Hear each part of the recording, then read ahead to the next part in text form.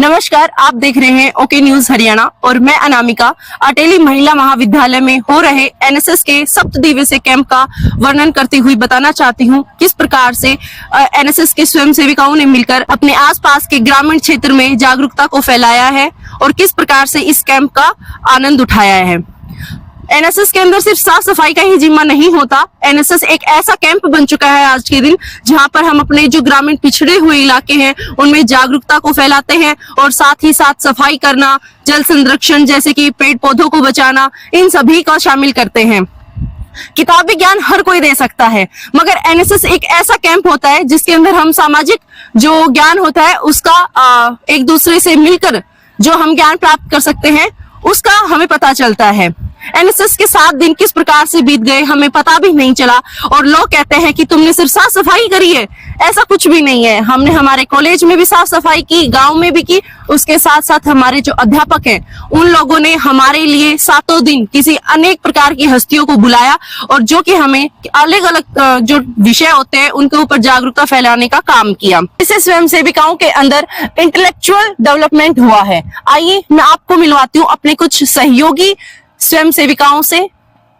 आइए हम आपको मिलवाते हैं हमारी साथी स्वयं सेविका से और उनका अनुभव जानने का प्रयत्न करते हैं।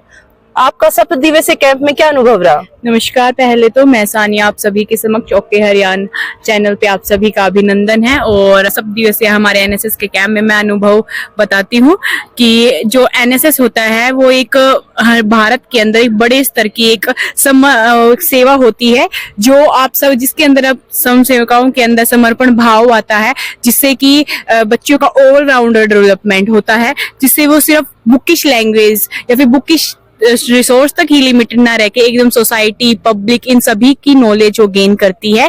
एंड इसके अंदर साफ सफाई के साथ केवल पहले ये माना जाता था केवल साफ सफाई तक ही इसका उद्देश्य सीमित है, बट इसका उद्देश्य साफ सफाई नहीं बल्कि लोगों को, दूसरे लोगों को जागरूक करना, बच्चों के अंदर विभिन्न विकास विकसित करना तथा उनके जीवन में आने वाली प्रॉब्लम से वो कैसे सॉल्यूशंस निकाले, ये सब उन सभी को सिखाया जाता है। शब्द दिवस के अंदर भिन्न हस्तियों को बुला के, रिसोर्स पर्सन को बुला के और विभिन्न विषयों पर वो उन्हें बताते हैं, जागरूक करते हैं और ज्ञान अर्पित करते हैं, जिनका वे ज्ञान अर्जन कर अपने जीवन में आने वाली विभिन्न समस्याओं का हल कर वे तरक्की की ओर बढ़ती हुई अपने जीवन को व्यतीत करती है। धन्यवाद। आइए हम आपको मिलवाते हैं अन्य स्वयं सेविका से। आपको इन 7 दिनों में जो अनेक प्रकार की हस्तियां आई थी उनसे किस प्रकार का अनुभव प्राप्त हुआ? जो हमारा एनएसएस का कैंप है, 7 दिन अलग अलग प्रकार की हस्तियां आई थी। मतलब कि कभी कोई कि अपने अपने फील्ड में सभी एक्सपर्ट थे, तो सभी ने हमें कि हर फील्ड के बारे में अच्छा ज्ञान दे कि हम कैसे अपने डेवलपमेंट कर सकते हैं अपना और अपना विकास कर सकते हैं और आगे बढ़ सकते हैं।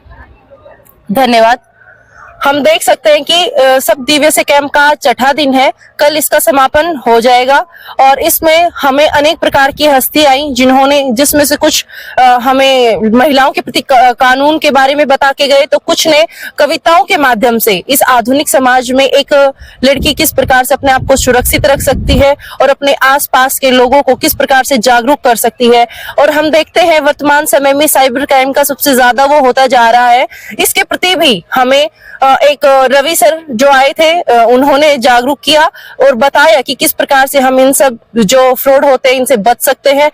सप्तदिवसीय कैंप में हम इसके अलावा जो 4था दिन था उसमें हमने एक ट्रिप भी एंजॉय की, जिसके अंदर हम हमारे ऐतिहासिक स्थान जैसे कि 1998 में बना खालडा का हनुमान मंदिर और जल महल जैसे पवित्र स्थानों पर हम गए और वहां पर जाके हमने हमारी इतिहास से जुड़ने का प्रयत्न किया और वहां पर हमने जागरूकता फैलाने का भी काम किया। ये एपिसोड आपको कैसा लगा कमेंट बॉक्स में जरूर बताएं। खबर नहीं सच के लिए देखते रहिए ओके न्यूज हरियाणा। धन्यवाद।